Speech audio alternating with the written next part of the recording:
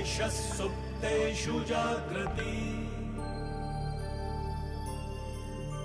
य एष सुप्तेषु जागृति कामं कामं कामं कामपुरुषो पुरुषो निर्मिमाणः निर्मिमाणः तदेव शुक्रं तद्ब्रह्मा तद्ब्रह्मा तदेवामृतमुच्यते तस्मिन् लोकः शतः सर्वे तदूनात्यपि कश्चन एतद्वैता एतद्वैता एतद्वैता एतद्वैता एतद्वैता एतद्वैता.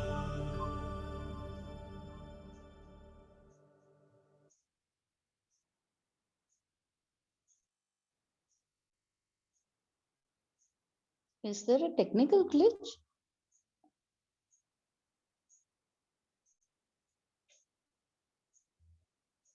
Are we through with the ICI motto? I think it did not got over. I think there's some audio issue. Just a minute, sir.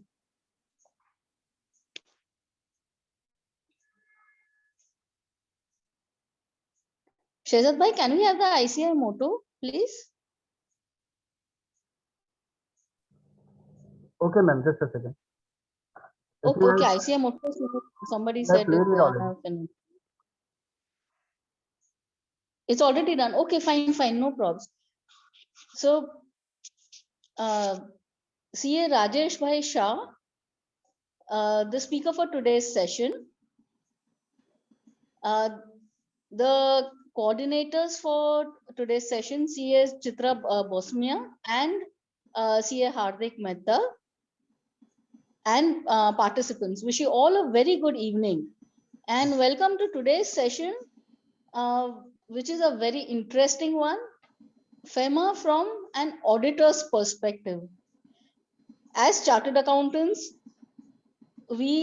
this is a topic which is very important to all of us, whether we practice in FEMA or not.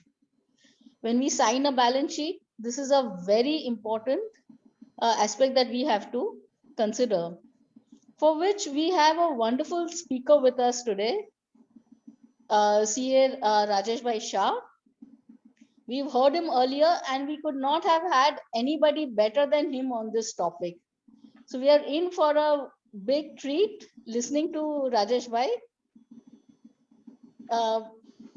I would now like to request CA Chitra Bosmia to introduce our very learned speaker for today. Over to you, Chitra.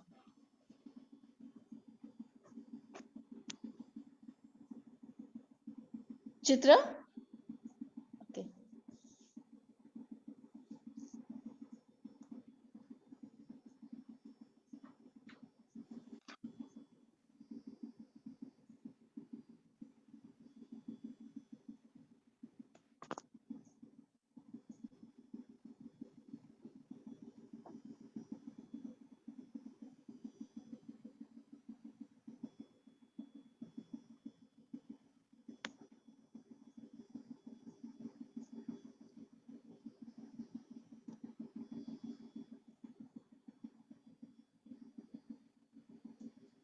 Are we able to hear Chitra or only I am not able to hear Chitra? Exactly, even I couldn't hear Chitra. So like I was wondering whether it is on my side or Chitra, is your mic like is your audio on? Okay, participants also are not able to hear. Chitra, I guess the issue is from your side. No, we can't hear you.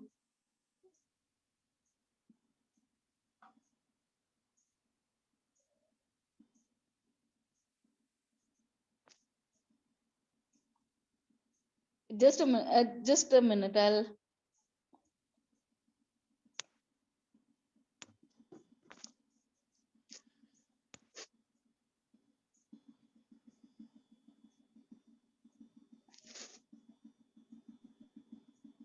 I'll unmute Chitra. Just a Manisha Ben, minute. I think we should start because it's already 6:15. Introduction कल बता देंगे. Uh, okay. I guess Chitra is not. She can't. Or should I take up the introduction? Can you No, give me no. a few minutes?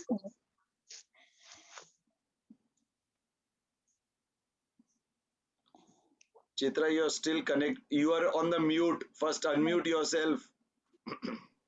Okay. Yeah. Yes. Yes. Sorry, there is a technical glitch in my computer. So really sorry for that. Good evening, everyone. Mr. Rajesh P. Shah is a practicing chartered accountant and law graduate. He is a partner at Jayanti Lal Thakkar and Company, a chartered accountant firm specializing in international tax and FEMA matters, practicing for over 20 years as a consultant to various industries and services service organization in diverse business segment. His specialty is in area of foreign collaboration, joint venture, franchisee, strategic alliance, non-resident investment in international tax structuring and tax matters, strategic business and corporate planning, tax and corporate law planning, legal advisory and consultancy services, legal documentation and legal matter, and appearing before Reserve Bank of officer for compounding matters. He was a chairman of International Taxation Committee at a Chamber of Tax Consultant and conveyor of a famous studies circle at a BCAS. He has a co-author book on FEMA and its a procedure, and also contributed to books on international taxation. He is a committee member of various study circles and contributes on FEMA and international taxation at various forums. He has made presentation on various subjects pertaining to non-resident investment, compounding matter, international tax planning, foreign investment, inbound and outbound, joint ventures at conferences and study circles at Bombay Chartered Accountants Society and the Chamber of Tax Consultants. So let's all warm welcome Rajesh sir for today's session. Sir, floor is yours. Thank you, sir. Thank you, Chitra, for your kind words. And double thank you, once for the mute form of introduction and one in the normal form of introduction. Really sorry, there is a No glitch in my worries. computer, so I just switch on to my mobile. No worries. So, Yeah. friends, can you all see the screen? I think if the coordinator can see the screen, others can see the screen. Yes, absolutely, Rajesh bhai. Okay, perfect. So let us move ahead on this, whereby the topic which is given is a near and dear to me, foreign exchange, FEMA from the auditor's perspective. Reason being, this is the topic which we know is of very good importance. As Manisha Ben said in the earlier, Gujarat has been very dear to me because every time when they have this, they only give me this topic. I can only interpret two way. Either I have not given justice to this topic, so they are calling me again and again, or people wants to know little more of it. So let us try to understand. Last time in the auditorium, we had a capacity of 300 plus people attending to this session. So let us try to make it as interactive, because people who have heard me would understand that we always keep this session interactive. And what we have done in this Zoom era is we'll do a 30 minutes of this discussion, and then we will have a Q&A relating to those slides, and then we will move forward. So the topic which is given on the auditor's perspective, it is very important for the two reasons. We as a chartered accountant, all practicing chartered accountant, keep on signing the balance sheet. We do the audit reports, we give the report which is required as per the Companies Act, or what is required as the various other laws. What we don't understand is there are nuances, there are requirement at each and every level where the FEMA is required to be seen. We generally see during the audit period as to audit is done by the audit team, basically articles, the managers, and the partner is who is signing the balance sheet, what we need to keep in mind is whether all the FEMA compliances has been taken care or not. If FEMA compliances are not taken care and certain reportings are missed out, audit report or the signing of the balance sheet is only the important place where we can capture all this data as to what all things are pending, because once the balance sheet is signed it becomes difficult to keep a track of the same. So let us see, we as an accountant, what all we do sign. We sign the balance sheet as required under the Companies Act or under the Income Tax Act. We do the transfer pricing report. These are all the reports which are prescribed by the law, and we go purely as per what is required, what are the clauses, what are the reporting requirement, and we go purely on those guidelines. FEMA is such a vast subject that yes, it is difficult for all the practicing professional to see as to what all needs to be seen. So what we do is, this topic we keep on doing at the various other forums, various other cities, so that the professional brother and sister who are practicing not under the FEMA is at least aware of it, as to what all the FEMA guidelines apply to which all the aspect and what we need to keep in mind. So now when we look to the balance sheet side, share capital, loans, trade credit, which comes on the liability side, fixed asset, investment, loans and advances, branch office, foreign currency, bank balance, guarantees, all these aspect what we see in the standard template of the balance sheet, or either on the asset side or either on the liability side. We need to keep in mind that every line item has some or the other angle relating to the FEMA. And if we do not look into the same, the chances are tomorrow the client will have a bigger problem, the client will have more contravention, the tenure of the contravention will go up, because you will agree that at every point of time the clients do not come to us to take our advice. They generally come to us when the transaction is already taken place, or they come to us when we are on the finalization of the balance sheet कि yes, this is also done by us, અમે આ પણ કર્યું છે, એ પણ અમે કર્યું છે, but આ બધા પ્રોસિજર કરવાનું રહી ગયું છે. So what we do is, at the time of signing the balance sheet, we look into each and every aspect and see what are the areas where the FEMA is going to be applicable. Similarly, under the profit and loss account, there is an income side which is maybe on account of exports, we receive foreign currency, or it can be in the form of various income which we receive from abroad, foreign commission, foreign consultancy, supervisory charges, or in the case of the expenses, whether the expenses or the outflow is on account of purchases, import, or any other expenses in the form of professional fees. When we have exported, the amount is not receivable, being a bad debt, royalty payment when we make for the foreign collaboration in India. All those angles, wherever there is a cross-border transaction or the party which is involved, which has a foreign angle, the FEMA will be applicable. All the participants who are listening, keep 4 fundamental principles in mind. A, since you are doing the audit of the Indian party, party A will be always Indian. So we have to see whether the other party is a foreigner. 2, the currency with which the client is dealing in, whether it is an Indian currency or a foreign currency. 3, the product in which it is being dealt or the property which is being looked into, whether it is in India or outside India. And 4, any other angle which has a foreign connection, which has an outbound transaction, or any transaction which has linked to some overseas, all needs to be seen from the FEMA angle. Keep that in mind that in either of the 4 places, it's very sure that FEMA provision will be applicable. Now, what we need to see, now I will take each and every aspect, whether it is a share capital, loan, trade credit, each and every angle will be looked into. So let us go to the first angle first. A, whether I am on the approval route or whether I am on the automatic route. When I talk about the automatic route, if you go to the NDI rules which has come, non-debt instrument. There is a various sectors which has been mentioned, whereby which are the sectors which has 100% FDI, which has a 74% FDI. Pharma in a brownfield project has a 74%.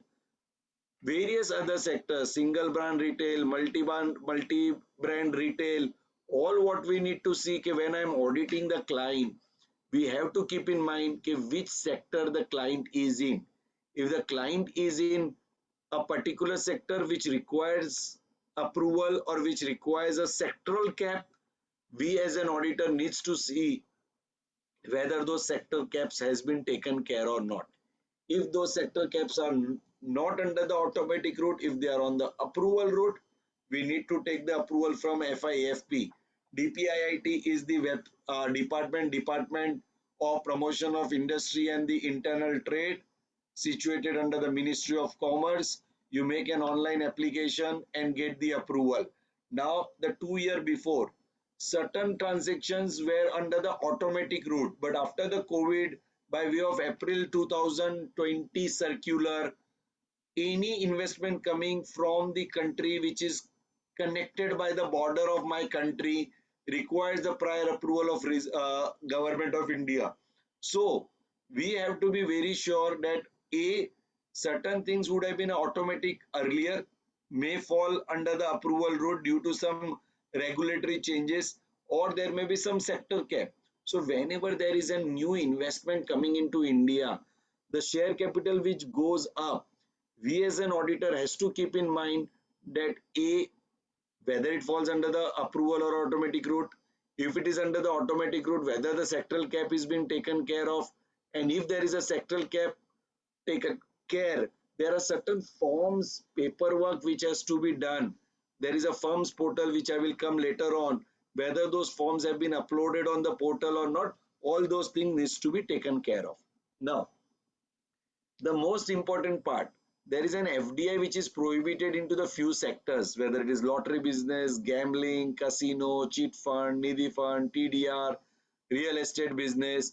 So what we need to see is whether any FDI, whether has come into the company which has some leg on this particular area. If there is a particular business which was not done earlier, which had an FDI which is permissible, and the client start a new line of activity which is not permissible because of the FDI restriction, then we as an auditor has to keep in mind that it was earlier allowed, FDI has come in, all paperwork has been done, but now the company has started a new line of activity which is not allowed from the FDI point of view. So we have to bring those things into consideration. Hence, under the share capital, there are certain approval, certain prohibition. So even manufacturing of cigars, cigarette, cheat roots, all those doesn't fall under the approval or automatic. They are in the strict category of prohibition. So all these things we need to see from the activity point of view. Now next issue is the instrument. The equity which is being received in India, whether it is being issued equity shares, whether we have issued compulsory convertible debentures, whether we have issued CCPS, share warrants. We are now living in the era of these startup companies. Startup companies have come up with so many instruments. We need to see whether they are in compliance with the FEMA guidelines or not. They may be in compliance with the Companies Act. They may be in compliance with the various other regulatory laws of this country. But we also need to see, if I am an auditor of a startup company, convertible notes are allowed by the startup companies. They are issuing various other instruments.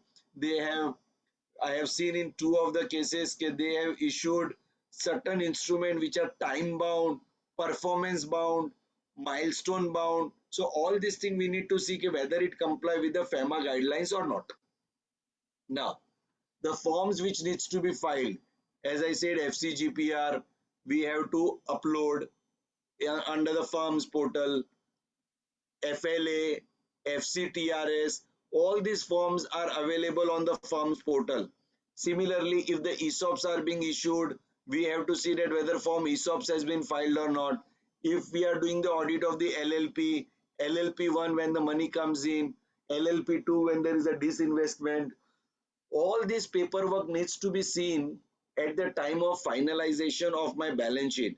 One good question was asked by the participant, okay sir, there I am doing the audit under the Companies Act, I am doing the audit under the tax audit of the individual client or whether it is a partnership, where I am required to see from the FEMA point of view. So I appreciated the question and I said, friend, it is not mandatory, but the development of a relationship with the client make it necessary that client always feel that chartered accountant knows everything. They are supposed to guide us. So it becomes our duty, and the people who have attended in this whole conference would know, the people who have attended to the RBI, they see whether the chartered accountant has given any noting, any remark, or whether he has looked into it. So all this aspect is being looked by the RBI at the time of compounding. And why all this thing is important? Reason being, if you see the metrics, Soumya from Ahmedabad is going to take on the compounding. There, the metrics will be disclosed to you, whereby the contravention multiplied by the amount is to be multiplied by the number of years of contravention. So if you identify the contravention in year one, the amount of compounding will be less. And you would have seen many a times the blame comes on the professional brothers and sisters, whereby they say, हमको हमारे CA ने नहीं बताया. So the whole purpose of this 2 hours is what we will see is what all are applicable. It is not mandatory that we will be doing this on our own, but knowing that it is applicable is important to take that into consideration. There are various laws applicable. Yesterday, I was made aware that in a trademark, if there is a demise of a partner, you have to intimate to the trademark authority, which we as a professional would not be aware of it. But the law of that particular zone has to be taken into consideration. So same way, when it comes to a cross-border transaction, let me tell you, friend, if there is an equity shares which are issued by Indian company to Indian person for money received in Indian rupees, no FEMA compliance is required. FCGPR, FLA, nothing will be applicable. Only when there is a foreign investment coming in through a foreigner or an NRI, OCI, or money received from abroad, in all these places we need to see ESOPs. When ESOPs you require to file form ESOP, A, when the shares are issued to a foreigner. 2, when the shares are issued by a foreign company to an Indian subsidiary's employee. These are the time the form has to be. But this when I'm referring to inbound form ESOP is only when the shares are issued to the non-resident employees. Outbound, there is a separate form which must have been covered by Karthik or somebody else while doing the outbound. So FDI LLP, FDI LLP2, all these forms are applicable when capital is coming from a non-resident. The firms portal, which people who are doing may be aware, you need to file SMF, EMF, entity master form. Single master form will cover all these transactions. So basically, this is nothing but capturing the data by Reserve Bank of India through the online model as to how much foreign investment has come, in what form it has come, and because any investment which comes into India is a liability for the government of India, because at one point of time this money will go back to the home country from where the money has come. So all this thing is capturing of the data, how ROC has become online, income tax has become online through the firms portal. Reserve Bank of India has also tried to clear and capture all the relating to equity. Now let us move to the loan. External commercial borrowing, loan received in foreign currency, loan received in Indian currency from the foreign party, loan received from the NRI in India. All this needs to be seen from the FEMA point of view. Earlier there were different guidelines for the ECB and all. Now they have divided into the 3 tracks. The 3 tracks is further liberalized into foreign currency and Indian currency. Indian currency working capital, non-working capital. So all this particular part needs to be seen. If the loan has not come into the company, this particular provision doesn't apply to us. But when the loan has come into this company from a foreign party, even we as an auditor has to check the end use. When we talk about the end use, we need to see whether they have invested into the real estate activity, whether there is an investment in the capital market, whether they have invested into the equity investment, working capital received, except for the foreign, except from the foreign equity holder, corporate purpose. So all these particular simple points has to be tick the box. Yes, if ECB is received, where the money is gone. Now, we being the statutory auditor of the company, chances are there is a form called ECB1 or ECB2. If we are filing those ECB1, ECB2, then yes, we will be aware from the day one as to what the transaction is all about. But sometimes we have seen that the clients do not give the work to the statutory auditor. It is being handled by somebody else. In such scenario, ECB1, ECB2 forms has to be seen by the statutory auditor whether all those things has been done or not. Loan registration number, whether we have received or not. So all these forms to be seen as a documentation while doing the audit of the loan. If there is a change, there has to be, so the people who are aware of this ECB procedure, there is a first fundamental document which is called the loan agreement. That loan agreement needs to be registered. Earlier there was form 83, now it's form ECB. If there is any change in the master conditions, then what we need to see is A, the loan agreement has to be registered with the Reserve Bank of India. If there is any change in the condition, again the addendum has to be uploaded. Now, why I'm being saying these are all important is because if you see the period of delay, if the form ECB is delayed up to 30 days, the amount of fine is very small. If it goes up to 3 years, it is 50,000. Beyond 3 years, it goes up to 1 lakh per year. So just now we have seen in from the ROC or all. Earlier there used to be a cap in the penalty which was 10 times, which is let's say 5,000 rupees per form. Now that cap has been removed. We have seen client paying fees up to 2 lakh rupees for non-filing of one form in the LLP. So same thing over here. Now everything is gone from quantum based to the period based. Delay year, straight away 1 lakh rupees fine. So we as an auditor, it is the duty to see that when the loan has come, ECB has come, whether all these compliances have been made or not. Otherwise, the clients, I have seen whereby the clients paying more fees under this violation than the audit fees to the auditor. So all this care we will have to take. That is the reason we are all here to understand as to what are the compliances relating to the FEMA when we are doing the audit under the Companies Act or whatever other laws applicable. Same way, we were talking about the ECB, now is the trade credit. Trade credit, sometimes it is for 3 years, sometimes it is for the period of 5 years. When it is 3 years, it is generally accepted by the authorized dealer. When it goes to 5 years, then sometimes the RBI approval is required. So please go through the papers. When you look to the creditor side, if there is a creditor overseas which is beyond the period of 3 years, we need to see from the aging report whether he has the permission to defer the payment or whether it will be applicable to get the approval. So these were all relating to the liability side of the balance sheet. If anybody has any question, we can take it. Otherwise, we will move to the asset side. I think Hardik is going to tell us the questions. I don't think there are Yes. any questions. There are no questions, so we should move to the asset side. Or I'll just give 30 seconds for people to type. Yes, we can, Friend? yeah, do that. Hardik, my request, whatever questions has come, if you can just remove them so that we can get the fresh questions on your chat box.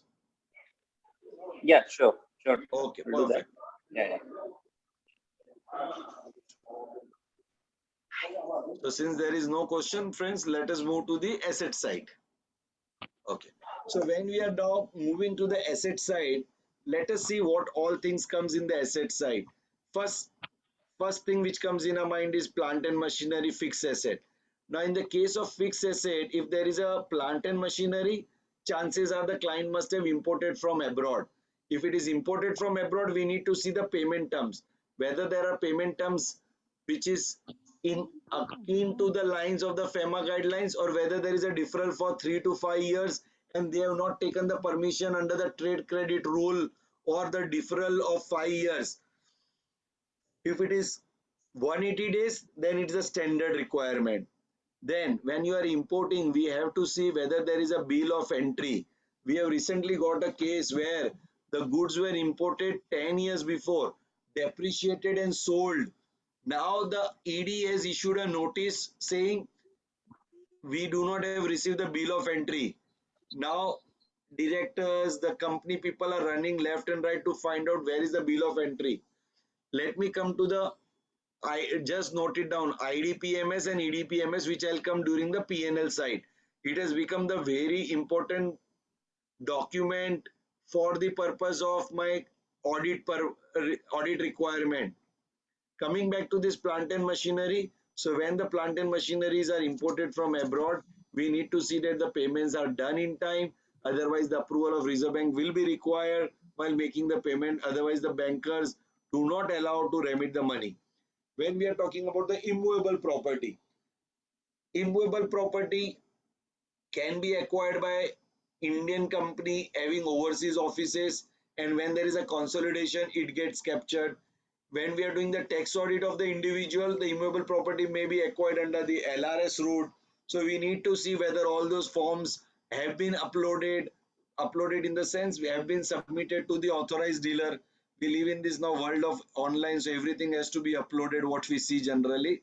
So under immovable property, when you're talking about the Indian company, there are chances that they must have invested abroad. Indian company, which is the branch office, license office, project office, we need to see, as a license office are not allowed to acquire the property. Same way, whether the project office has acquired the property for the purpose of business, or he has taken, I had a client where the project office had taken the property and then given on rent, and they said it is allowed. It is not allowed. Project office can buy the property only for the purpose of the project and not for the purpose of the renting.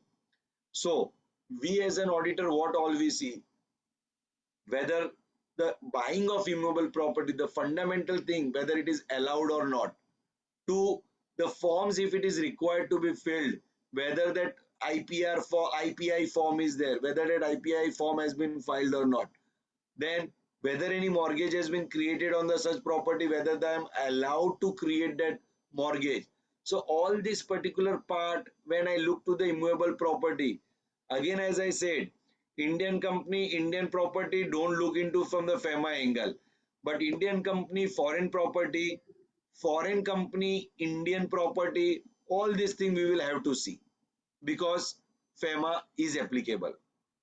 Now, when I am doing the audit of the individual, we also see, or whether it is a company, we also see, have I purchased the property from any of the person which is mentioned like Pakistan, Bangladesh, Sri Lanka, Afghanistan, Iran, Hong Kong, Macau, Nepal, Bhutan, or the DPO, Korea?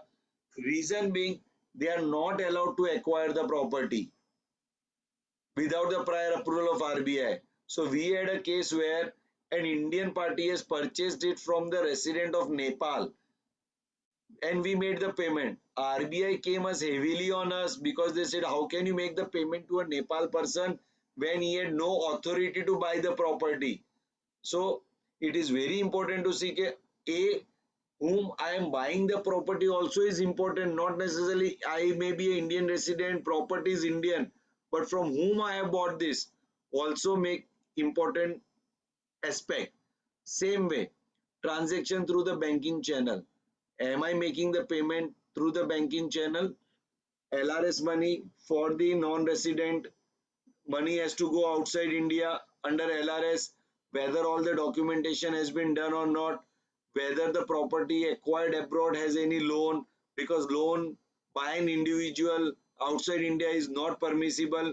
So all this care needs to be seen when I am doing relating to the immovable property. Second comes the investment. investment outside India from the last 2-3 days. I understand from the coordinators we have been dealing only with the outbound investment. So outbound investment, if you are all well versed with it, then very clear that as an auditor you would take care whether ODI form has been filed, whether the capital structure is within the 4 times of the net worth, whether the share certificate has been submitted to the banker within the period of 6 months. We as an auditor has to verify all these aspects. Again the question asks, am I required? Answer is no, but whether I should do, the answer is yes. Then, wherever the Indian company who has invested abroad, there is a filing of APR. APR has to be filed in time, which is 31st December. Then the FLA has also to be filed. We also need to see. Now, when I'm coming to the APR, APR has to be signed by the statutory auditor only. So, what we need to keep in mind is A, whether all the requirements in the APR is proper or not. We had a case whereby APR gives the annual performance report of the overseas subsidiary as well as the step down subsidiary of the such subsidiary. In column number 5 or 6, serial number 5 and 6, you will see that we have to give details of all my step down subsidiary joint ventures abroad. We had a case that the Indian company filled the APR form certified by the auditor. After 2 years, we came to know that they already have a subsidiary and a step down subsidiary. Indian people were not aware of it because it was being handled by the promoters.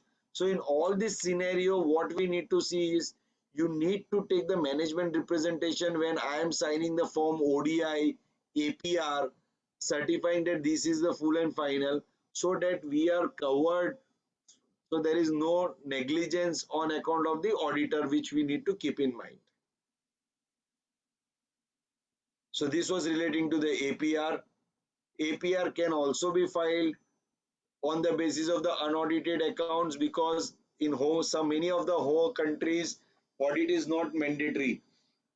Take a certificate from a chartered accountant of that country or from the director of the overseas subsidiary that as per the host country rule the audited accounts is not required, then we'll go on the basis of the unaudited. Now comes the FLA. FLA to be submitted by 15 July taking into consideration all the aspects. So very clearly keep this in mind whether you are complying with all the requirements when I make a outbound investments. Now comes the loans and advances. Now loans and advances is just the offshoot of this ODI because an Indian company cannot give loan to any third party. It can give loan only to its overseas subsidiary joint venture which has an equity participation. So if a loan is given to somebody which does not have an equity participation, it is prohibited. You will have to unwind the transaction, receive the money back. In such scenario, what needs to be seen is loans and advances schedule, whether there is any loans to a foreign party. There can be cases when I've given an advance against the import which is to be received. So we as an auditor will have to verify each and every aspect, what all are permissible, what all are not permissible. So what is not permissible, you will have to tell the client to get the money back. Now, this is the most important part when we refer to the debtors. Debtors many a times we as an auditor has an habit of writing it off, writing it, clearing the debtors, reducing it so that we are very clear that no, my balance sheet is neat and clean. Let me tell you friend, it is to be seen that whether the debtors have been received within 180 days or in the case of warehouse 15 months is being allowed. During the COVID period that dates were extended. So all this what we need to see from the aging report, that whether the debtors which are being shown in the balance sheet certified by the management, seen by the auditor, whether it complies with all the FEMA guidelines. Now there are chances where the client has written off or clients have set off some other party payment along with this party which is not permissible if it is beyond the timeline. So the netting off or anything has to be seen from the FEMA guidelines point of view. Wherever there is a foreign party, foreign debtor because of the export, please look thoroughly. So these are all the certain guidelines which we need to see from the debtor's perspective. Now let us come to the bank balance and foreign currency. We have come across various cases because in the last March 20, when the lockdown took place, many clients had a foreign currency in their cash chest. Foreign currency when they had gone abroad, when they came back, they deposited it with the cashier of the company. What has happened in many of the cases is if the currency is lying idle, within 180 days it has to be surrendered back to the authorized dealer. Nowadays, many people take the forex card along with them. The company gives the forex card to the employees. That also what we need to see is a am I allowed to hold it within beyond 180 days? See, at least in the case of forex card, the issuing bank keeps a track of the balance. So they send a reminder to us, okay, 180 days are about to get over. Either you show me there is a foreign travel or you come and surrender the currency back to us and you take the fresh currency when you go. So forex card, at least the issuing bank keep a track of it, but when it comes to foreign currency, we as an auditor who does the physical verification of the currency, we need to keep that in mind. Now, contingent liabilities guarantees. This is the most important part because many a times we have seen is when we check the minutes books of the company, there are certain guarantees which are being given to the overseas party, overseas company. Sorry. What we need to see is whether all those guarantees are captured in the ODI form. ODI form also has to be submitted at the time of issuing of guarantee and not at the time of revoking of guarantee. There was a two difference of view around 7-8 years before, which has been settled by Reserve Bank of India. Guarantee has to be close-ended, fixed tenure, fixed amount to be prescribed, and needs to be reported under the ODI form, which is required to be submitted to the authorized dealer. Also, when we are doing the audit of the overseas investment, we are looking to the outbound investment, there is a client profile which is authorized dealer gives to us. We should insist on a yearly basis that client profile because many a times there may be some deviation which has taken place, some changes which must have taken place, which can get captured at the ODI profile level. So by way of ODI profile, we would come to know whether there is any change which has taken place, whether there is any change in the guarantee, whether there is any closure of the guarantee, and those whether corresponding papers has been submitted or not. So these were all related to the guarantees. Now again we will move to the profit and loss. I think we have received two questions. Let me take those two questions. Yes, sir, sure. Do I read it for you? Just a minute. Okay. So is there any exemption for COVID period or for delay in the payable and receivable? Yes. RBI has come out with a circular which says that period of 6 months has been extended to the period of 15 months, but I think that period has also come to an end. So please go to the please go to the APDR circular issued by Reserve Bank of India. It was issued somewhere in June, July last year, 2020, where the period was extended, but even that period has come to an end now. Can an NRI purchase immovable property abroad? Is there any limit of investment? Whether, my friend, I think either the Mr. Gurdeep, I think the question is wrong because NRIs can do whatever they want abroad. FEMA rule doesn't apply to NRI outside India. FEMA rules apply to resident buying property outside India or NRI buying property in India. NRI is buying property outside India for whatever purpose doesn't apply FEMA guidelines. If this question would have been, can the resident purchase immovable property outside India? The answer is yes. Is there any limit of investment? $250,000 accumulated over a period of time can be used to purchase the property outside India. Whether it can be used for renting? Yes, it can be used for renting or for residential purpose. Is there any restriction for its use? No restriction. Only restriction is resident cannot take loan outside India, and If there is a pooling of 4-5 people to buy the property outside India, then in such scenario, what you need to keep in mind is all those 4-5 people should be the owner of that property. If they are not the co-owner of the property, then it becomes a contravention. If you go on the RBI website, there is a master direction on LRS. The point number 3 clearly mentions that yes, you can pool all those money. So husband, wife, children can use the money together to buy the property outside India. But in that scenario, all should be the owner. In a foreign bank audit, we noted that there were book entries for sharing of profit on transaction with other foreign branches, which was not settled for more than 2 years. Is this allowed under FEMA? The answer is no. Beyond period of 180 days, you will have to take the prior approval of Reserve Bank of India. Okay. So the Viral has raised a new question whether NRE, there is no concept called NRE. NRE is with reference to the bank accounts. What you must be referring is an NRI. Yes, non-resident Indian can purchase property in India to give it on rent, no restriction. The only restriction is they cannot buy the agriculture property, they cannot buy the farmhouse, and they cannot buy a NRI cannot buy the property for a plantation. There is some restriction.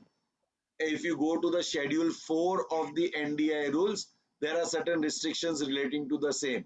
But yes, if you buy a commercial property, if you buy a residential property, you buy a bungalow, yes, you can buy it, use it for your own purpose, use it for renting, and you can take a loan also. NRI can get loan in India to buy the property. I hope I have made myself clear. Yes, sir. It's very Great. clear. Thank you. So let us move to the next session. What we are referring to is the profit and loss account. I'll just take 1 minute.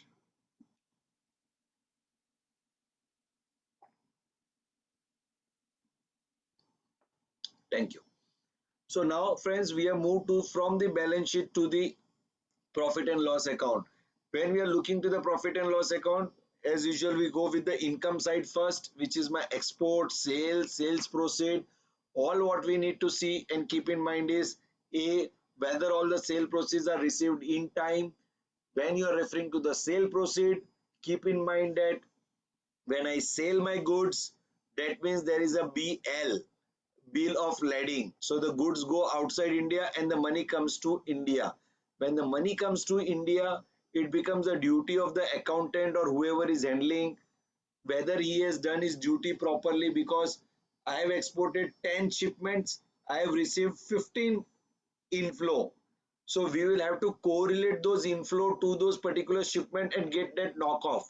I was referring to that EDPMS and IDPMS. All my exports and imports today are now computerized. Everything is available online. EDPMS is Export Data Processing Management System. IDPMS is Import Data Processing Management System. So when the goods is exported or the good is imported through the custom, through the IC code and the PAN number, those data get captured. When you're sending the money as an advance or any money which is received as an advance, everything get captured, and if it is not knocked off, it remains in the EDPMS and IDPMS as an open entry. Till that is not resolved, the government can come behind you. When I refer to government, means the ED can come behind you.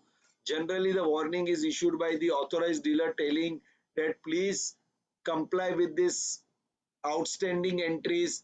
There may be a chances of there is an equivalent amount of money which is be received and equivalent amount of export, but since it is not getting knocked off because of maybe a change in the amount which is received, hence in that scenario it becomes a duty of an auditor to please ask for the IDPMS and the EDPMS report issued by the authorized dealer, because in that scenario they will be able to tell, they will, in the sense the banker will be able to tell whether there is any outstanding or not.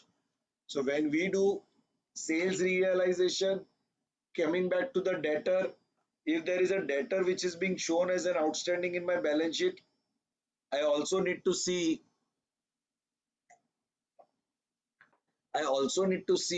that whether the same amount is being shown as an outstanding in my EDPMS or not.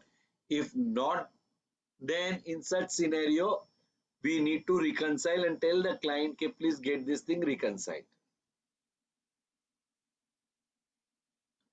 Now, what I was referring to, the relaxation, that relaxation has been given by circular of 1st April, 15 months, that 9 months has been extended to 15 months, but that from April 2020, that 15 months is also over.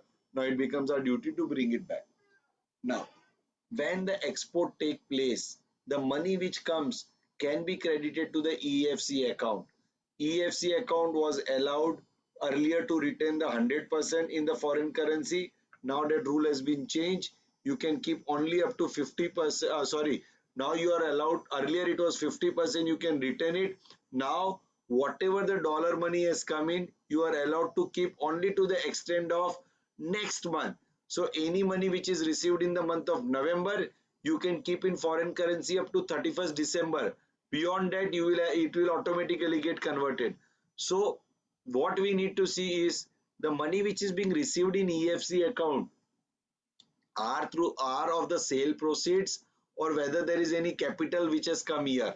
So only export proceeds and permissible transaction in the form of income are allowed to be received in the EFC. So keep this in mind. Similarly, diamond dollar account was allowed for the for the diamond industry, where they were processing the rough into finish and all those things.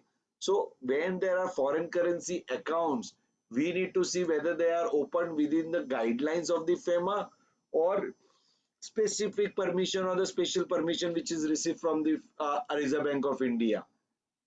SEZ unit, now we have come through the gift city. Gift city is totally a new dynamic in today. So when the clients are opening the units in gift city, we need to see that whether all the compliances have been taken care or not. We are addressing to the Gujarat people. Ahmedabad and gift city is in Ahmedabad, so more of the work will be to you professionals. Now, let us move to the exports advance. When I'm exporting any goods, I receive the money. Chances are that money is received in advance. So what we need to see is what is allowed as an advance is 12 months. Whether the 12 months have lapsed, then the money which is received will not be getting knocked off against the export what have been done. So you will have a case that $1 lakh received 1 year before will be shown in the EDPMSN as an advance received. $1 lakh which has gone beyond 12 months as an export will be shown separately. You will require prior approval of Reserve Bank of India through authorized dealer to get that thing knocked off. Again, the interest cannot exceed LIBOR plus 1%. Generally, we have seen that no interest is being charged. Non-supply of goods can be termed as a loan. So we need to keep that in mind, that when the money is received as an advance, many of us would have seen that the client show it as an advance for 2 years, 3 years. In one of the case, the client said, sir, we have shown it as an advance because we do not want to comply with all these ECB guidelines and the paperwork and all. So that was the scenario. And the client said, okay, sir, it is remained as an advance. We recommended that please immediately apply for either refund or knocking it off against the advance exports. Let me tell you, it can be knocked off against the export, but you require a prior approval of Reserve Bank of India. So when we are doing the statutory audit, all this care needs to be seen, because every contravention will lead to the compounding, and compounding for a X number of years will only multiply the amount. Now, when there is a delay in realization of the proceed, what we need to see is whether the bankers have knocked off. If the bankers have knocked off beyond 6 months also, then we don't have to worry about it, because bank is considered as an authorized dealer duty to see that everything is FEMA compliant. If we have received the realization certificate, we call it as a BRC, the clients who handle the export, and when we auditor the BRC, the bank realization certificate, realization get knocked off, then the problem is resolved. If it is not received, there is where all the problem lies. Now, write-off of the unrealized export. We generally see कि okay, there are small amounts, advances, debtors, outstanding. We just write it off. What care needs to be seen is whether I am an exporter myself, whether I am a status holder, whether through an self-declaration write-off of 10% of the value of the invoice, all this needs to be seen before writing it off. If it is more than 10%, of course, you will have to go to the Reserve Bank of India. Hence, when I am writing it off, all the guidelines which is applicable at the time of export, when it is 5%, 10%, status holder, all needs to be seen.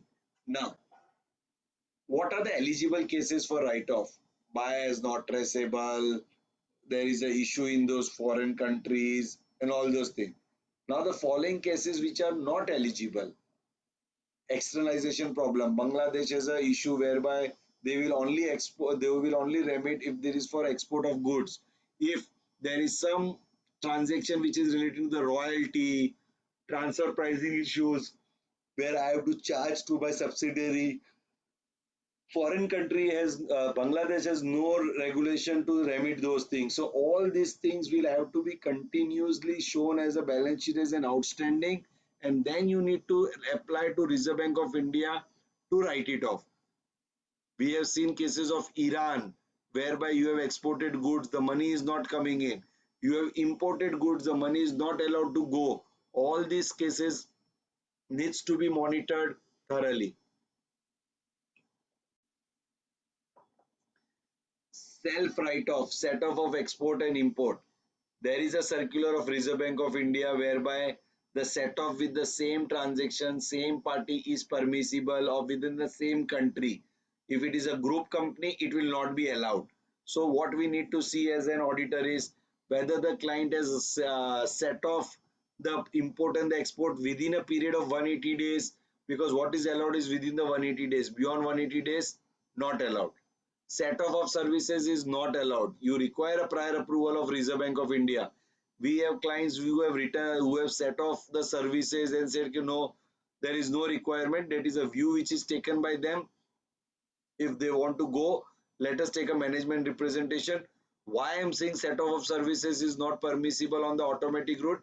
Because Reserve Bank of India has given me an approval after 6 to 8 meetings and supporting, yes, we are permitting you to set off all the imports services, not the physical tangible goods.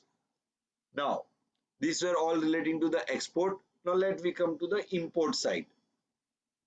When I am referring to the imports, what we need to see is whether the trade policy allows me to import. This is little easier because if the trade policy doesn't allow me to import, the custom will not clear the goods at all. So to that extent, we are relaxed. If the goods have come into India, that means it falls within the foreign trade policy. When the goods are imported, we have to see within 180 days the payment has to go. If there is a trade credit available to the same, then the period is 3 years. If there is a trade credit, there is a form which has to be filed to the authorized dealer. Make sure that your client has filed form for the trade credit. Same way, on realization of import, that 6 months was extended to the 12 months. Now, same set of restrictions when it comes to the import. When I am imported, when the payment has to be made beyond period of 180 days, Reserve Bank says I am giving the authority to the authorized dealer. Authorized dealer sees the conduct of the client, and if they are happy, then only the money is they are allowing it to send beyond the period of 180 days. If it is within 3 years, the authorized dealer has the right to send it, but not the obligation. They will verify it, and if they are okay, then only they send it. And if it is beyond 3 years, without the prior approval of Reserve Bank of India, the authorized dealer will not allow you to send. Now, advance for imports. If it is relating to the goods, the limit is $2 lakh. If it is beyond 2 lakh, they ask for the irrevocable LC guarantee from the foreign bank. If it is services, the amount is $5 lakh. So what we need to see is if I am sending advance for import, whether the amount is within the limit which is prescribed as per this. We have seen cases where the bankers have not remitted, allowed to remit.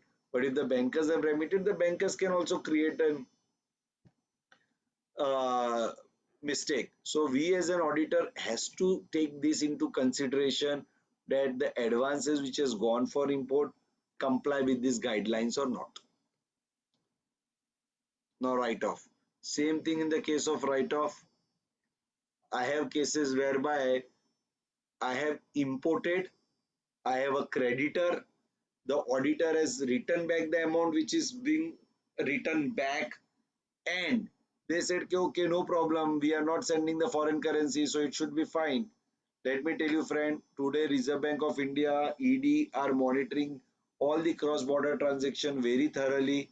For them, if the imports have taken place and if the overseas party is not asking for the money, they are interpreting as if the money has been settled through the unacceptable channels, and this is being treated as an income and you pay tax. I had a case where in the ED whereby the client had returned back the money, paid 30% tax on the same, and then we went to ED. ED say we do not listen, we do not consider the tax being paid. Please show us why the money is not being paid and why the foreign party has not asked for the money. So all these inquiries do take place at the ED level, whoever handles. So keep all this thing in mind while seeing that whether the party has written back, written off or whatever. Same way the write-off 5% is allowed. Beyond 5%, 10% or the condition may be you apply to Reserve Bank of India. We have a cases where during the lockdown, the whole of the shipment has to be written off because when the goods reach the port of the destination, the goods, the seafood was already destroyed. They were of not in the consumption form. So we took a certificate from the USA agency saying that these are unfit for consumption and this all needs to be discarded. We used the certificate and gave it to Reserve Bank of India, and Reserve Bank of India allowed us to write off the whole amount. So there are certain things which are relating to approval route. There are certain things which are under the automatic route. So all this care we need to take. Now, current account transaction. We auditors are famous in issuing 15 CA, 15 CB. While issuing 15 CA, CB, all what we keep in mind is the tax. But the most important thing we also need to see is whether the FEMA guidelines allow such transactions or not. Yes, royalty, fees for technical services, dividend, and all those are allowed under the automatic route, so you don't have to. But there are certain transactions which do not fall into this. So there are CAT rules, Schedule 1, Schedule 2, Schedule 3. Under Schedule 1, you cannot remit anything. When it comes to Schedule 2, you require prior approval of Reserve Bank or Government of India. When it comes to Schedule 3, you require the approval of the Reserve Bank of India. So depending upon the thing, we also as a professional while issuing 15 CACB here, the auditors are not, the professionals have to see because this is on a daily basis. So when you're seeing 15 issuing 15 CACB and looking to this, please do consider this particular aspect also. Now, what are prohibited category? Remittance out of the lottery winning, remittance out of the race, payment for commission on export made towards the equity investment in joint venture abroad, remittance of dividend which requires the dividend balancing. So when you see the CAT rule schedule 1, you will come to know that these are certain transactions which are prohibited. Now, callback services, we are not even aware. FDI policy, technology collaboration in the prohibited category of lottery business, what we have seen at the initial stage. So what is not permissible, even for any payment relating to that is also not permissible. Now, when we are talking about the CAT rule, also schedule 2, certain advertisement, cultural tour, when the client is, these are basically not, we are not seeing on a daily basis, but we have to keep in mind, reason being, there may be one transaction where there is a violation and they can come heavily even on the chartered accountant. So people who are dealing with the TV channels, companies and all, transponder payments, higher charges and all those things requires the permission from this respective ministry. Now, pre-incorporation expenses, again there are certain guidelines which has been prescribed. which we will have to take care while making the remittance. So the whole purpose of me to make you aware here in this session, we are not here going to become expert in the FEMA. Of course, you all are expert in the respective field, but in the FEMA, what we are all trying from the auditor's perspective is in all this area, when the payment is going outside India, we need to see from the tax angle as well as the FEMA angle. Now, any payment which is going outside India beyond the LRS limit of $250,000 requires the RBI approval.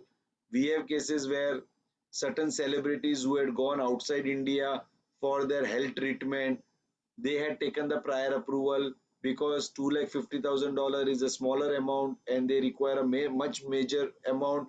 So prior approval of Reserve Bank of India. So when you are doing an audit of an individual tax audit, all you need to see that if the money which has gone outside India under LRS or the amount which has gone for a health, education of the kids, we need to see that whether they are in compliance with the threshold limit which has been prescribed.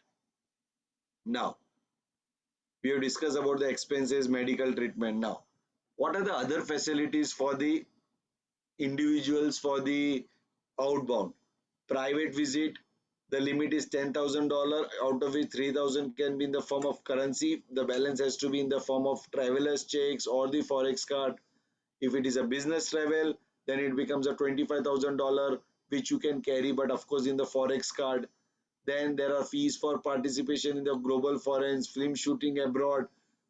So all when you're doing a film shooting abroad, there is no limit. That $250,000 is only for the individual.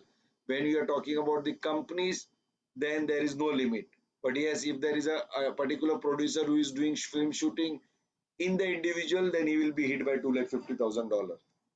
So generally, what we advise is 250,000 should be used for the individual, for the personal. Rest everywhere, please try to use the company route.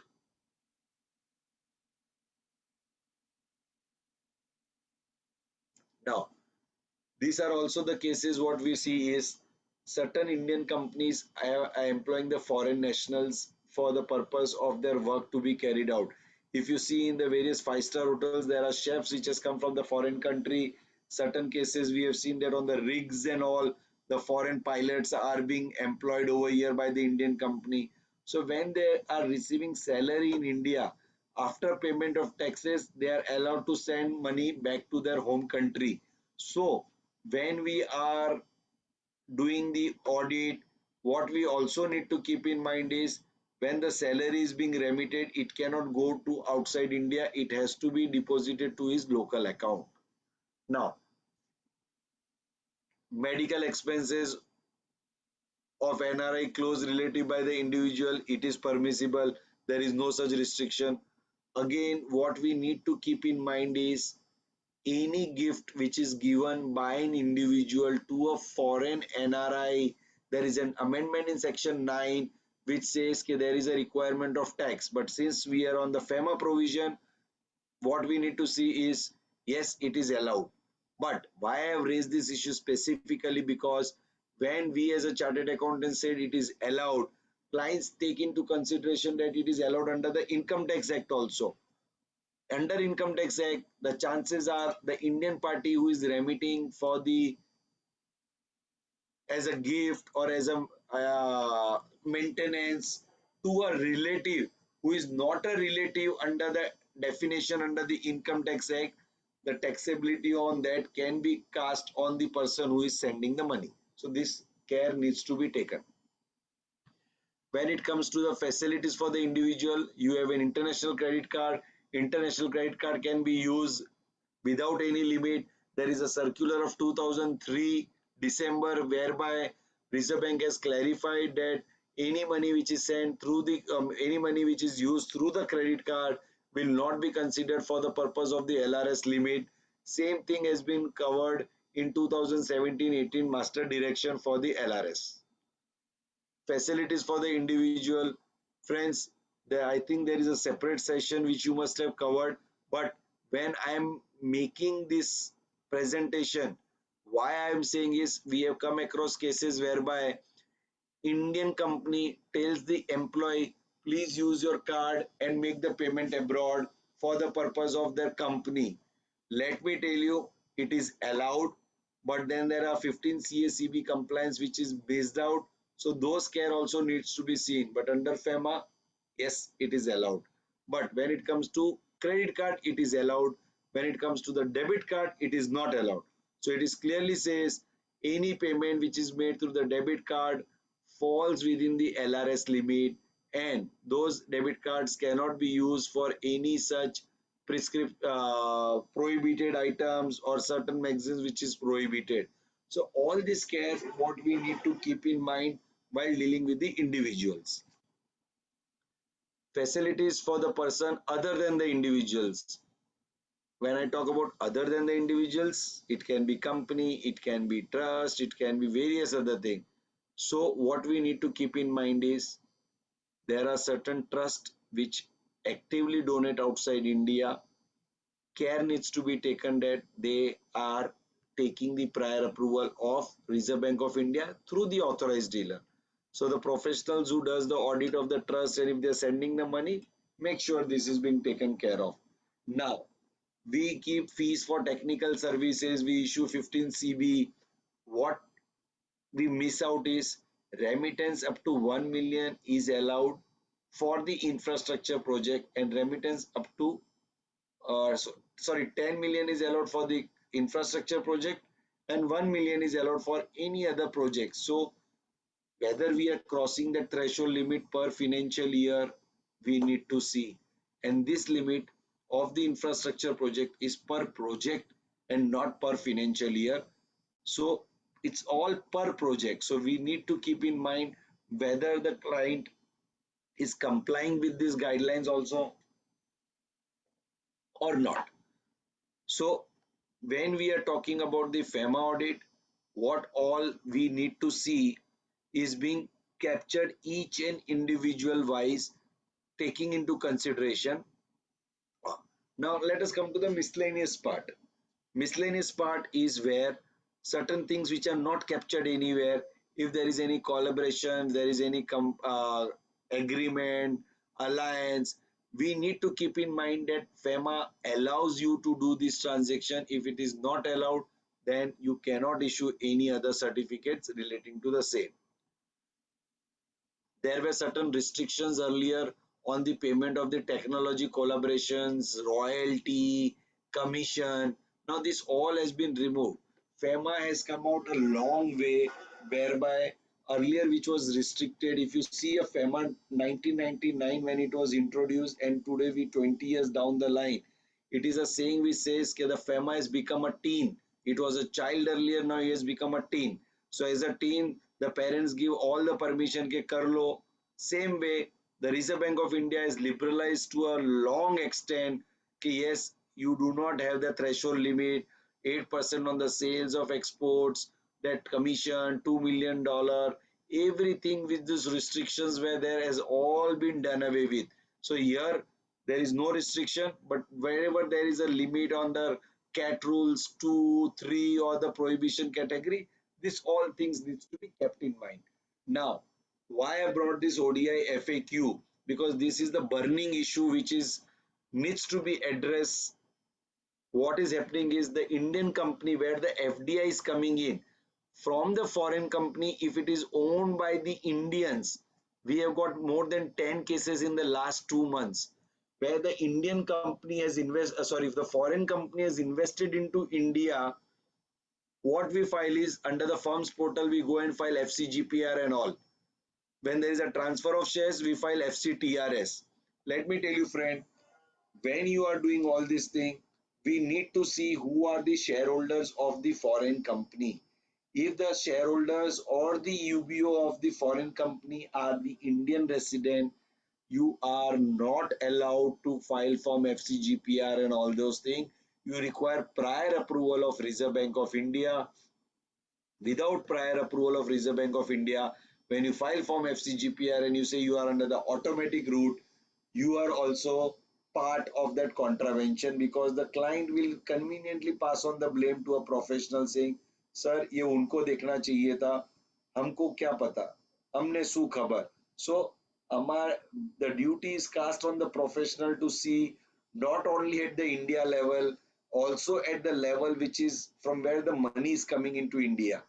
We had cases whereby earlier nobody was keeping a track as to who is bringing the fund, but in certain last 4 or 5 years, due to the startups, due to this externalization, where all the holding company wants to be outside India and the Indians get the shares either by way of gift or either by way of some nominal amount, care needs to be taken is when such companies investing into India, it doesn't fall under the automatic route, it falls under the approval route. So why these all are important is we as a professional has to keep this in mind while doing the audit of the balance sheet, profit and loss account, and a statutory compliance.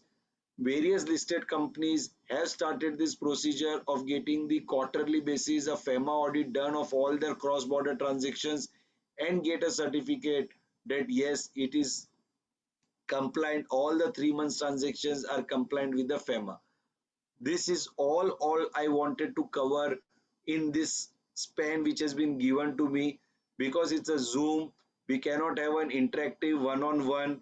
Chat box is the only method available. So I generally try to cover my session in a span of 60 to 80 minutes so that much more time is being given for the participants, because all the 170 participants who have enrolled, logged in, should be satisfied, should be thoroughly convinced that yes, they are aware about the compliances, they are aware about all the things which are applicable, at least for what they are doing the audit.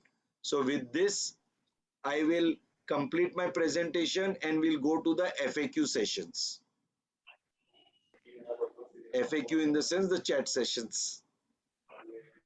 Yes, sir. So there are various questions participants have asked. So with your permission, with your permission, can I read and reply? Because it becomes easier for me. Sure, sir. But I'll be. Absolutely, Yeah.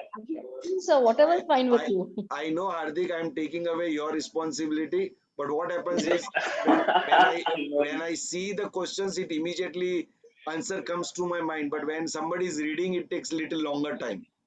So it is for my I got your. convenience what I do. Yeah, whatever is feasible, comfortable to you. No. Sure. As I said in my opening remark to Manisha Bain, that we have to follow what the coordinator says. Speakers has to comply with. Okay. Oh my God. So in export cases, debtors not paid amount due to quality of product or other reason, then what we have to see? See, what we have to see is not the issue for which it is not being paid. If it is an export case, the debtors have not paid to us. The first threshold is 5%, 10%, 20%, 5%, 10%, or the 25% of the invoice value which is available. Person who has dealt with the export must have covered this. So what we need to see is, if it is an outstanding, try to resolve the matter either by writing it off within the permissible limit or writing it to Reserve Bank of India and getting the approval. Don't keep it pending in my balance sheet. In export case, debtors not paid amount due to quality or product, I think is the repetition. Niranjan Bhai has written, can we receive export proceed from a third party? Name of the third party was not reported while exporting goods. Reason for the remittance from the third party is a person to whom the goods were exported is become unsound mind and due to the accident hence relatives are agreed to pay. Do we need to have an RBI approval in such case? What I suggest in such cases is make a tri-party agreement. Although is an unsound, but there is a legal heir or the some guardian who will be taking care of. So in such scenario, make a tri-party agreement, submit it to the authorized dealer, take the approval, consent that the money will be coming from this. We have cases where the money has come from the third party and the Reserve Bank and the bankers have not credited to their account because the name of the party was different than the export invoice. Hence, in that scenario, it is advisable to get the authorized dealer confirmation before bringing the money. The best part is the Reserve Bank of India, the authorized dealer, or even the DPIIT are very friendly towards the clients. So generally the consultants are not entertained, but the clients are entertained. So it is better that we act as a shadow, prepare all the paperwork, and give it to the client and tell the client to get the consent from the respective authority and then do the transaction. We generally advise during the FEMA regime is whatever, wherever there is any wherever there is any confusion or not a clearance, please get it run through the authorized dealer or Reserve Bank of India. We had a case where now we went to Delhi. They explained in such a good way whereby the executive director of the department discussed with us what all needs to be captured and what the government is looking when the investment is coming from the cross border, means the neighboring states which is adjoining to the land. So in that scenario, wherever there is a confusion, get the clarification and then do the transaction rather than doing the transaction and getting stuck at the various level. In case of pharma industries, advance is received for projects beyond 12 months. What should be done? So when the advance has been received, if it is supply of services, it needs to be supplied immediately. If it is for the goods, if it is beyond 12 months, please make a written application to the authorized dealer where the money has been credited. Okay, sir, we have received the money beyond 12 months. Now the goods are ready. I want to export it. Kindly take the approval if required, and if they give me a consent, then only export the goods.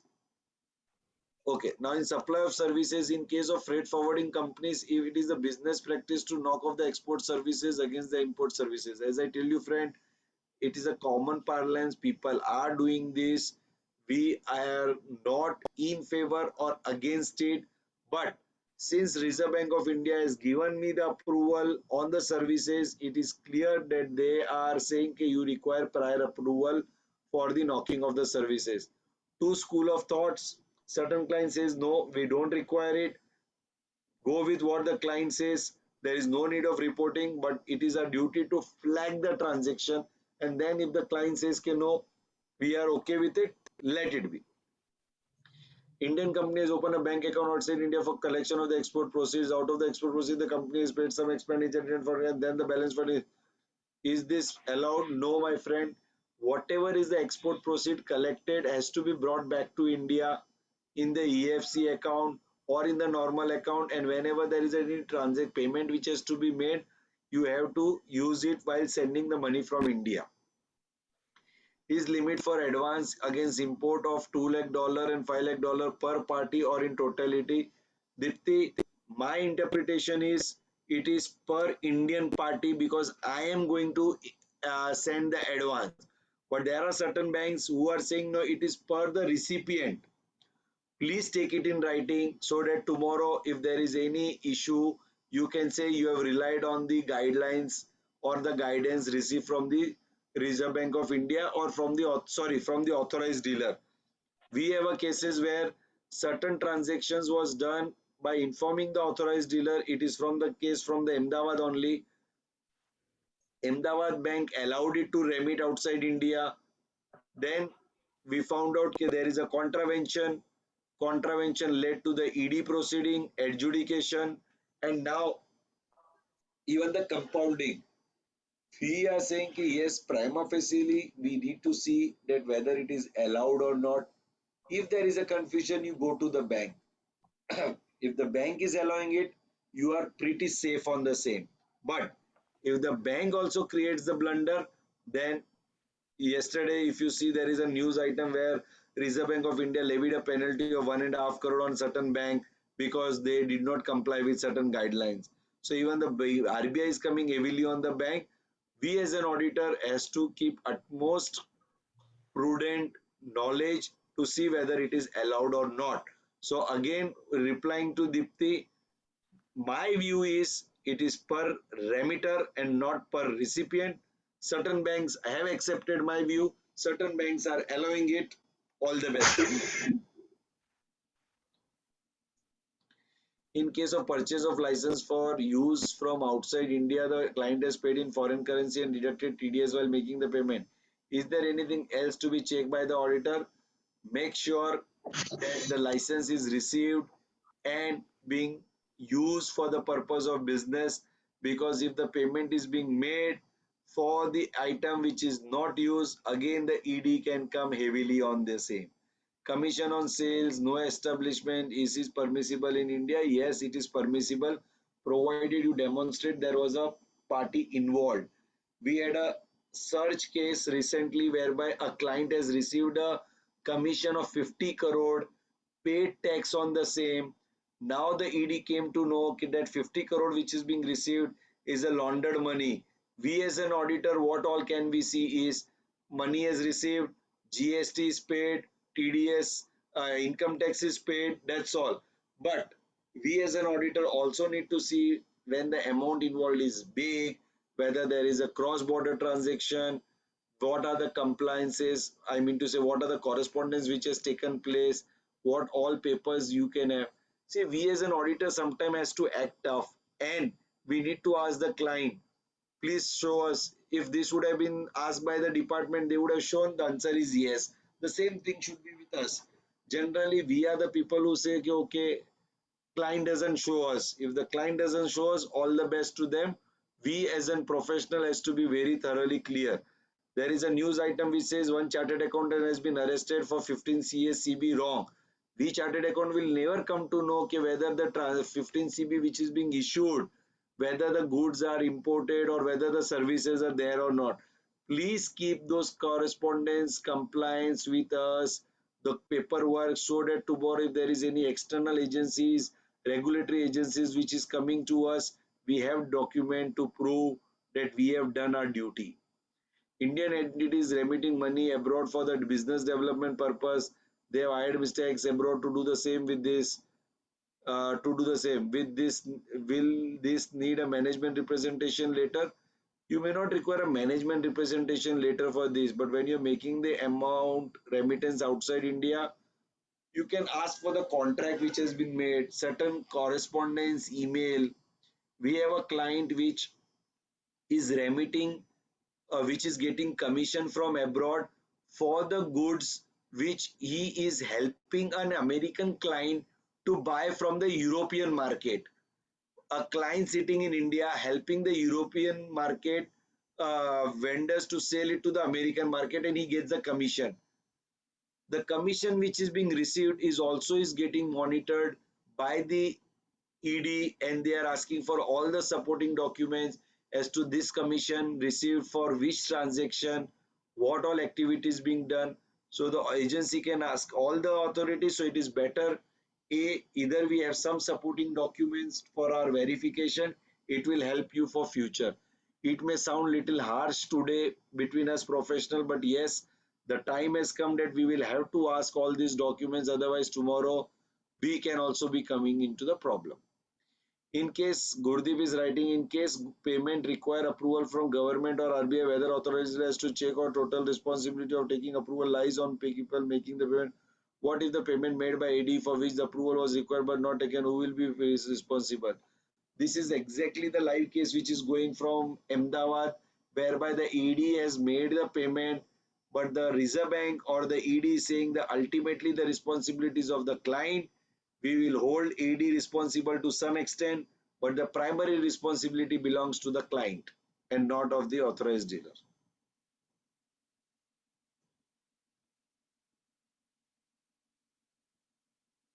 Is it mandatory for statutory auditor under Companies Act to check FEMA details? As I said, Veena, it is not mandatory, but we should do it so that the clientele relation is good. Client feel that chartered account has done their duty, and we have seen all those things. So any contravention which take place gets compounded or rectified within the shortest span rather than 2-3 years when they come heavily on us. We have a case where the startup 7 years before has invested, received the investment from abroad. Certain paperwork was not done. The auditor has also not looked into it. Now, when the investment is coming from abroad, the due diligence team has identified these are all the lacunas due to which this whole deal has come to a standstill. So all these compliances, if not checked today, will be checked later on at a due diligence level or some other level. So it is better that we are checking it thoroughly. Can we do a separate FEMA audit and charge fees separately? Yes, Veena, you can. We do various such separate FEMA assignment, and we do charge separately fees. What is the duty as an internal auditor of a listed company when we find a non-compliance with FEMA for previous audit period, whether it is for our audit period or whether it is done for the earlier period, please form part of your internal audit report. Okay, these are the compliances which are yet to be done and send it to the management. It is not the duty of our auditor, statutory or internal auditor, or write directly to the Reserve Bank of India, but it is our duty to inform to the management. And if we have done our duty to the management, we have the trail records with us, then we are on the safe side. Because nowadays you will see that the tendency of the regulatory agency is that for everything and anything, the chartered accountants are also responsible. So in such scenario, we need to keep those things in mind. Is there any restriction to pay the commission on the export order? No, my friend. Earlier the limit was 5 and 8%, Mr. Anil, but now there is no limit. You can remit anything under FEMA, under the Income Tax Act. Whatever is allowable, whatever the officer can ask the question. But yes, when you are making the commission on the export order, the bankers do see whether the invoice capture the commission to be paid, the amount to be paid, or the party to whom to be paid, and even in the bill of lading, whether this has been captured or not. If it is an afterthought, you will have a tough time. But yes, if the commission is payable, which is a genuine commission, if you have captured all those things, I don't foresee any problem. We have seen cases more than 10% also is being paid as a commission, and it has been allowed. Importer has imported goods and paid the amount. The custom duty as per the exporter is taken to pay custom duty. Now ED take different stand and said importer has to pay higher duty. See, generally the custom duty is not taken by the ED, it is by the DRI. ED doesn't look into the custom duty angle. Now ED takes difference and says the importer has to pay a higher duty. The case is pending. What is a CA? Take the matter. The chartered accountant all can capture is under the contingent liability about the case which is going on, and what could be the outcome and what could be the amount which would be payable. So these are the few areas which the questions which are raised are very good. Still we have some time as per the coordinator. Any questions are welcome. With the limited knowledge I have, I will try to solve all. And what important is, at the end of the day, I will be the happiest person where all the participants have gone through and come clean. Yes, at the time of audit of the company or the individual, we have looked into the various FEMA angle. What is the meaning of the dividend balancing which is prohibited under this? Diana, when we are referring to the dividend balancing, there were certain earlier regulations where during the FIFP approval, when they were giving the approval to the foreign party, they were giving the restriction as to the dividend balancing. Above a particular level, you cannot send the dividend. So there is where the restriction is. Clients who have invested into India, foreign clients, and under the approval route, those old approval has this dividend balancing concept. Of course, in the new regime, what we are seeing under the automatic route, this dividend balancing is not there. What they were looking is whether the company which is bringing investment into India, what is the amount they are going to take back, and all those things were forming part of their approval. Can Indian resident have life insurance in the form of ULIP from foreign insurer? Answer is no. Indian resident can have a health insurance abroad. They can have an investment abroad in the form of mutual fund or the shares of the Apple, or which is all allowed under the LRS. But under the insurance guidelines of a life insurance, the life insurance guidelines is very clear that Indian resident cannot take insurance from the foreign insurance outside India. The same foreign insurance who has a tie-up with an Indian party. So you see Bajaj Alliance, Tata AIG. If this would have been allowed, AIG would have directly issued policy from abroad, which is not permissible as per the guidelines as on today. RBI wants, the government wants, if you see in the last budget, insurance sector was opened up from 49 to 74%. So what they want is whatever you want to do, come to India and do the needful rather than directly issuing from the outside India. So yes, Niranjan bhai, this is not allowed. If the insurance policy is already taken, please surrender it. Otherwise, ED will come behind you.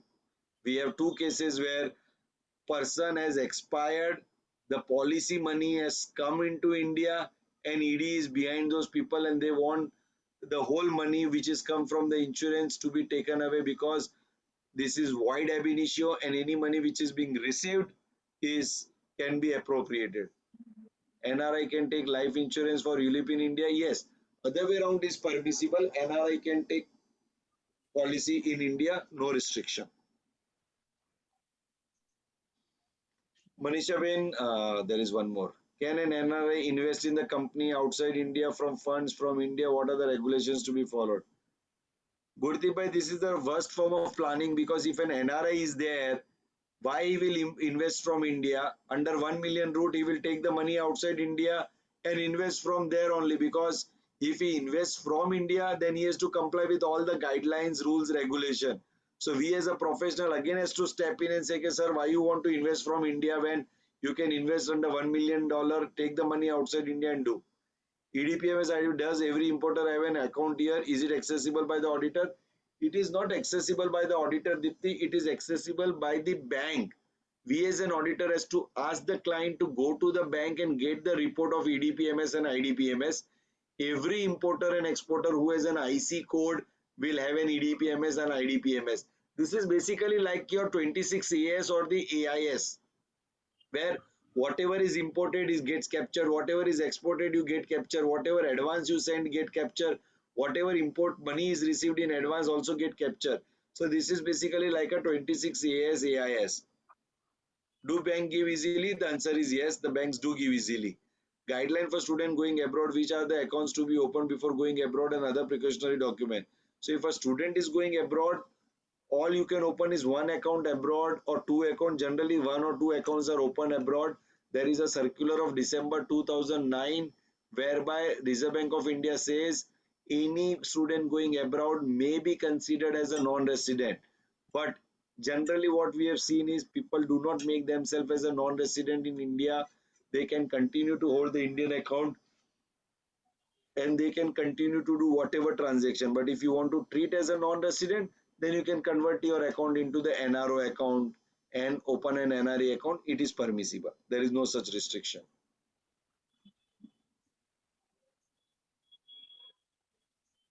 I guess we are through with the doubt. There are some few doubts more. What is advisable means depending upon case to case.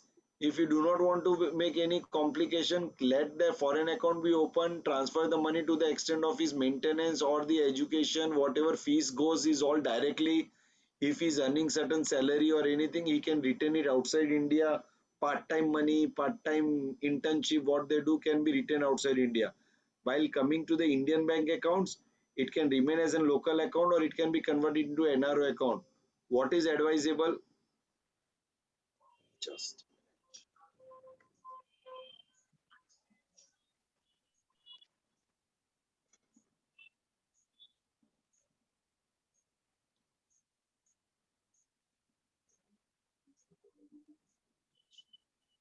what is advisable is all client to client basis. Certain client says, no, I don't want to convert my account into NRO because then the TDS will be 30%. Certain clients says let the FD remain in the local account. So it's all client to client specific and has to be seen from that point of view. Yes.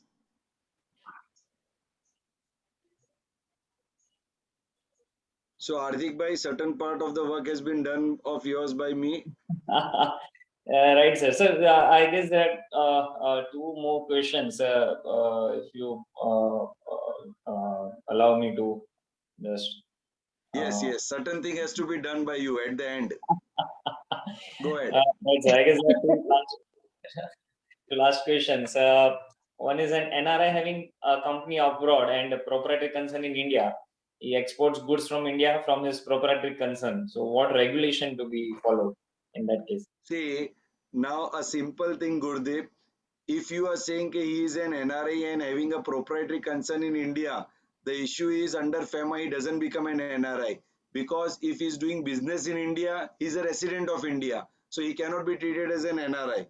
Number two, if he exports goods from India from his proprietary concern, all the regulations will have to be applied. According to me, this is the worst form, because an NRI having a proprietary concern in India, export goods to his company abroad, transfer pricing will be applicable. Number two, under FEMA, if you're doing a proprietary concern in India, your whole NRI status is at the risk. So we should get such clientele so that you can earn some fees out of this, where you have to tell the client other way around. You have a company in India, so that the company is a separate entity, and you export goods outside India. Generally, we avoid because the transfer pricing rules will be applicable. Under FEMA, all the rules, regulations under the custom, under the RBI, all apply. BL, bill of entry, everything. So I guess Prasit is saying from resident or non-resident, where this is linked to. to a student going abroad. Okay, what is advisable? So resident or non-resident? See, as I said, it depends upon client to client. Few of our clients have said, no, Rajesh bhai, non-resident bata bhi diye, and certain client has said, nahi rewa diye, let us be as a resident. What compliance required if a close relative who is a resident of Nepal send money as a gift in India to resident? No compliance required. Money is coming into India, enjoy. If it is a close relative, it is not taxable. If it is not close relative, Vikas bhai, it will be taxable. Great, sir. Great. So, thank you for answering all the questions. Those were very clear and very helpful. I'll like to say one thing. One sentence you said earlier at the starting of the session, that Gujarat branches at Gujarat ask you to speak on this topic again and again. So in that relation, I would like to say that jo Bhagavad Gita Krishnana મોઢે સાંભળવા મળતી હોય, sir, I will take other options.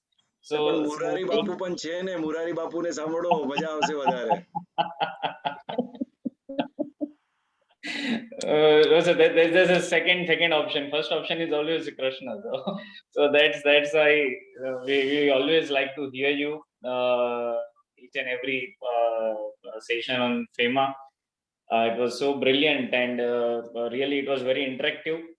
You answered, almost all the questions very patiently and so clearly.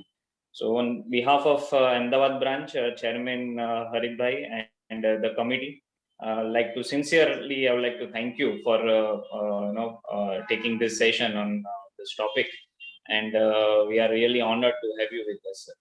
So on behalf of all the participants, we are really grateful to you. Thank you everybody for the patience hearing. We also enjoy being physically in Gujarat to enjoy the delicacies, but this time through Zoom. Next time we'll have a personal. Thank you very much. Certainly, Rajesh bhai, the session was so good. I'm sure, like those of us who heard you earlier last year will know why we've called you back again, because you, as Hardik said, such as Krishna મોઢે સાંભળવાની મજા આવે કથા. But those who've not heard you earlier, who are hearing you for the first time, sure will agree with us why we called you here this time. And we see, one thing is for sure, this session is booked for you only whenever we have a session. But yes, we look forward to hearing you on other topics also, which probably should be physically within some time. So we look forward to that also. Great. Thank you very much, sir. We are there for the Gujarat branch. Don't worry. Thank you so much, sir.